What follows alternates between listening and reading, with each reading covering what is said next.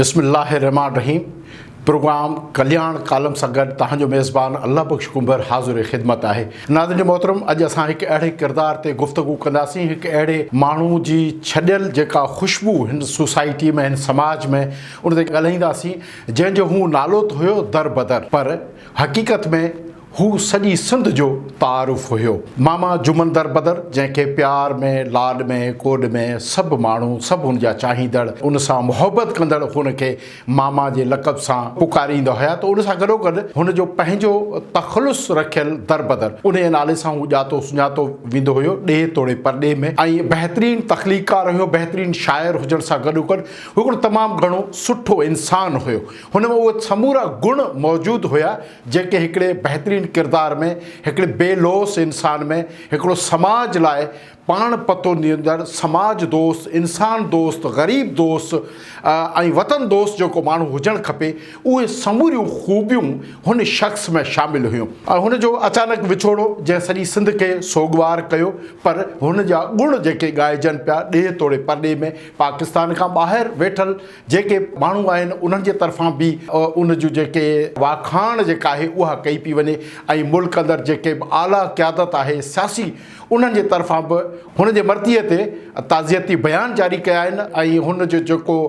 कमु हुयो सोसाइटी में, जेको किरदारु हुयो, उन जी पूरी तारीफ़ कई वई आहे। मामा जुमन दर बदर जेतोणीकि सिंध जे हिकिड़े अहिड़े इलाइक़े सां तालुक़ रखंदो हुयो जेको शहर, जेको इलाइक़ो पहिरीं खां ई हज़रत शाह अब्दुल लतीफ़ भिटाई जी शाइरी जे किरदारनि जे सबबु तमामु घणो मशहूरु उमरकोट, जिते अकबर बादशाह जो उहो क़िलो जंहिं ते मारवी खे क़ैद कयो वियो, ऐं उतां जे माण्हुनि ताईं सदियूं गुज़रण खां पोइ बि उन कीस जो, उन वाक़े जो अॼु बि जेको असरु आहे, पर उन सां गॾोगॾु उन बादशाह जे समूरियनि रंगीनियनि, उन्हनि जे समूरियनि जेको आहे आराइशनि, उन जे बादशाह जे महलनि ऐं उन जे हीरनि जवाहरनि, माल मिल्कियत, समूरियुनि शयुनि, उन्हनि ज़रे बराबरि बि मारवी खे माइल न कयो, ऐं मारवी सेण न मटाए सोन ते उन ते बीठी रही। ही उहे माण्हू आहिनि उसूल परस्त जेके उन इलाइक़े में रहनि था। अॼु बि हुननि में उहा वफ़ा आहे, हुननि में उहो ख़ालिसपणो आहे, हुननि में उहो समूरो जज़्बो शामिलु आहे। ईअं ई अॼु जे दौर में जॾहिं मामा जुमन दर बदर जो किरदारु जंहिं ते असां ॻाल्हाईंदासीं, जंहिंजा ॾे तोड़े परॾे में तमामु घणा चाहींदड़ हुया, पुरस्तार हुया, हुनजो वॾो हिकिड़ो तालुक़ु हुयो, हुनजो वॾो हिकिड़ो हल्को हुयो, लखे माण्हुनि जे विच में रहंदड़ हुयो। ऐं पर हू दुनिया जे समूरियुनि उन्हनि अयाशियुनि, उन्हनि आराइशनि, उन्हनि महलनि, उन्हनि बंगलनि, उन्हनि गाॾियुनि, उन्हनि सभिनी खां बेनियाज़ हुयो। पर पंहिंजे ज़ाती ख़्वाहिशनि खे फ़ना करे हू धरतीअ जे उन्हनि माण्हुनि जंहिंजे वारनि में धूड़ आहे, जंहिंजा वार उस में कका थी विया आहिनि, जंहिंखे पोरियत आहिनि, पर उनजो जेको पोरियो आहे उहो उन्हनि जी ज़िंदगियुनि खे बदिलाए नथो सघे, उन्हनि खे ख़ुशहाली नथो ॾेई सघे। हिकु अहिड़ो निज़ाम जेको पोरियतनि खे वधीक जेको आहे कमज़ोर करे थो, उन्हनि जा हक़ फॿाए थो, उन्हनि खे इंसान बि नथो सम्झियो वञे, इंसानियत जी जेका बराबरी नथी अची वञे, ऊच नीच वारा जेके रस्म रवाज ऐं जेके तरीक़ेकार आहिनि, उन्हनि सभिनी शयुनि खे हू बग़ावत थो करे ऐं उन्हनि सां हुनजो तालुक़ु नाहे। हू सिर्फ़ु ऐं सिर्फ़ु इंसाननि सां मुहबत करे थो, इंसाननि सां इश्क़ करे थो, इंसाननि सां अहिड़ी चाहत करे थो जहिड़ी चाहत हिकिड़े हिसास शाइर खे करणु खपे, हिकिड़े वतन जे उन बहितरीनु किरदार खे करणु खपे, उन सोच रखंदड़ माण्हू खे करणु खपे जेका चाहत जेका हुई जुमन दर बदर में हुई। हू दर बदर दरअसल हुनजो नालो इन जे करे ई हुयो जो सॼी सिंध हुन जे साम्हूं दर बदर नज़र अची रही। जिते सिंध में तकलीफ़ूं हुयूं, माण्हुनि खे, माण्हू जेके तमामु घणनि तकलीफ़ुनि में ऐं अज़ाब में आहिनि, त उते यकीनन उन्हनि खे सहड़नि, उन्हनि जी ज़िंदगियुनि में ख़ुशियूं आणनि, उन्हनि में हौसलो पैदा करणु, उन्हनि खे हिकिड़ो ज़िंदगी जी रवानी ॾियणु। हिकु अहिड़ो गीत जेको मोहन जे दड़े में गूंजियो, ऐं मोहन जे दड़े में जेका मौज़बपणे वारी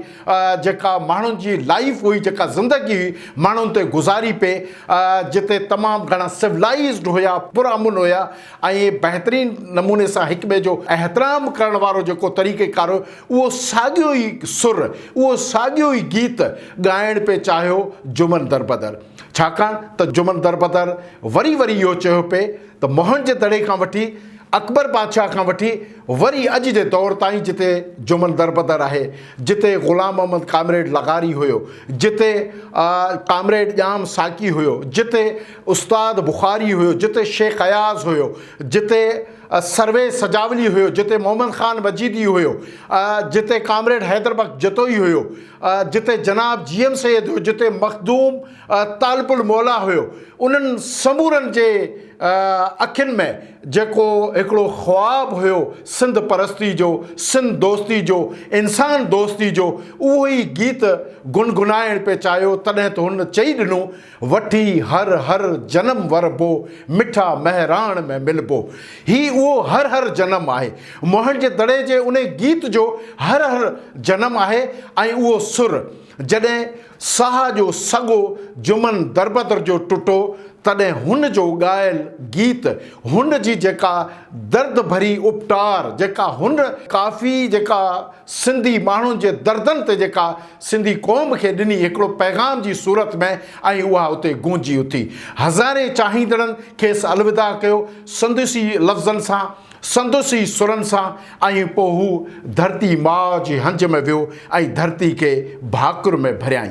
ही किरदार तॾहिं ॻाइजनि था जॾहिं हू पंहिंजी ज़ात खां मथां थी करे क़ौम लाइ सोचीनि था, समूरनि माण्हुनि लाइ सोचीनि था, इंसान ज़ात लाइ सोचीनि था, ऐं माण्हुनि खे सुख ॾियणु चाहिनि था। हू समाज अॾींदड़ हुजनि था ऐं हुननि में कंहिं बि क़िस्म जी लालच, ज़ाती मफ़ाद ऐं हुननि जो जेको आहे पंहिंजी अयाशियूं जेके आहिनि उहे शामिलु न हूंदियूं आहिनि। जॾहिं ख़ालिस हुननि जो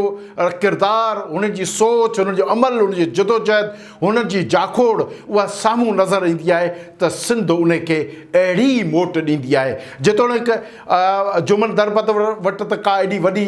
महल माड़ी बि रिहाइश लाइ न हुई, का वॾी गाॾी बि न हुई, को एॾो वॾो ओतारो ऐं ओताक बि हलंदड़ न हुई जिते हज़ारे माण्हुनि खे हू मानियूं खाराए सघे, उन्हनि खे उहे पाले, जेके अॼु जे कमर्शियल दौर में जीअं थिए थो हिकिड़ियूं रिवायतूं रस्मूं आहिनि। पर उनजे बावजूदि बि सॼी सिंध लड़ी अचे थी, सॼी सिंध सोगवार थिए थी। हर उहो सिंधी माण्हू जेको ॾेह तोड़े परॾेह में रहे थो उहो सोगवार थिए थो। उहो उनजो किरदारु आहे, उहा उनजी मोहबत आहे, उहो उनजो हिकिड़ो अहिड़ो ख़ालिस जज़्बो हुयो क़ौम लाइ, माण्हुनि लाइ, इंसाननि लाइ, जिते समूरी इंसानी दर्द रखंदड़ दिलियूं उहे सोगवार थियूं, उनजी अखियुनि में ॻोड़ा हुया ऐं उहो असां सभिनी खे रुआरे ऐं अलविदा करे वियो। पर हिकिड़ो पैगाम ॾेई वियो, हिकिड़ो पैगाम ॾेई वियो त हीउ वक़्तु उहो ई आहे, ही उहो ई घड़ी आहे, ही उहो ई वक़्तु आहे जिते होश मोहम्मद शीदी वरी जागी सघे थो, मखदूम बिलावल वरी जागी सघे थो, सूफ़ी शाह इनायत शहीद वरी जागी सघे थो,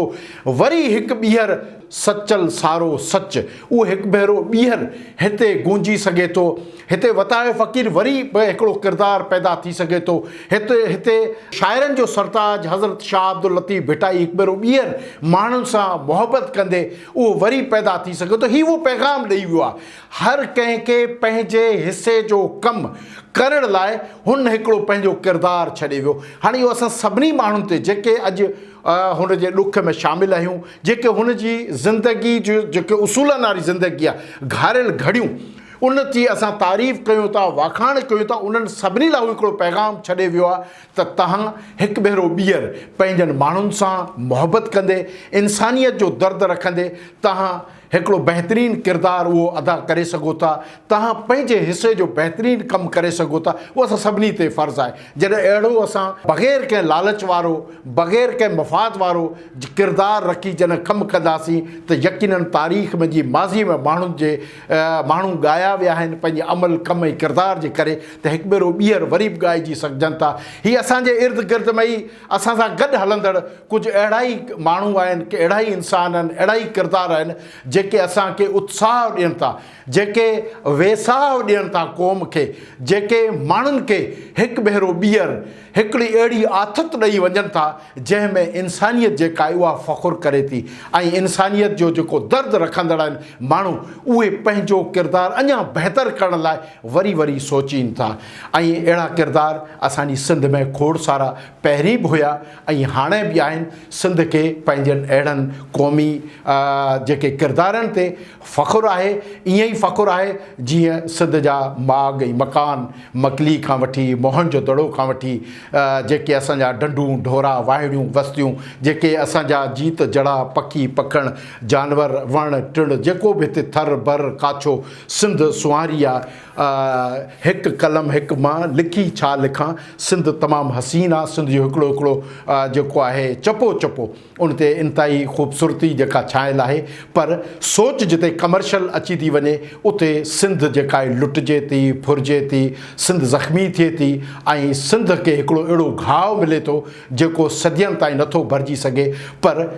मामा मोहम्मद जुमन दरबदर जहिड़ा माण्हू उन घाव ते मरहम ज़रूरु रखनि था हिकिड़ो आस जो हिकिड़ो उमेद जो। ऐं तॾहिं त मामा जुमन दरबदर चई वियो त के माण्हू मौत जे डप खां जीअंदा मरंदा आहिनि पर हिते मौत खां मथां जेको जीअण हुजे मौत जॾहिं तव्हांजे अॻियां हिकिड़ो तमामु नंढड़ो थी वञे ऐं माण्हू जो पंहिंजो किरदारु ऐं मक़सदु जेको आहे उहो वॾो थी वञे त उतां खां जुमन दरबदर जहिड़ा माण्हू ई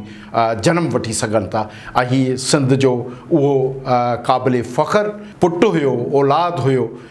सधोरो औलाद जंहिं सिंध खे पंहिंजे ख़्यालनि में तमामु घणो कुझु ॾिनो। इन सां गॾु असांजे अॼोके प्रोग्राम जो ख़तमु थियो। पंहिंजे मेज़बान अल्लाह बख़्श कुंबर खे इजाज़त ॾींदा वरी इंशाअल्लाह मिलंदासीं कंहिं ॿिए मौज़ू सां गॾु कंहिं ॿिए प्रोग्राम में। तेसीं ताईं अल्लाह हाफ़िज़। पाकिस्तान ज़िंदाबाद।